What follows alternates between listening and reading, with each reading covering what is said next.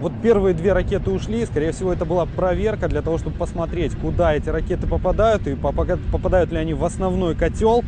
Там сейчас как раз работает беспилотник, который увидит эту картинку и, собственно говоря, сможет доложить на командный пункт, попадают ли ракеты точно в цели. И после этого уже пройдет полный залп всех машин. Всего ракета до точки летит примерно 60 секунд, удаление 26 километров.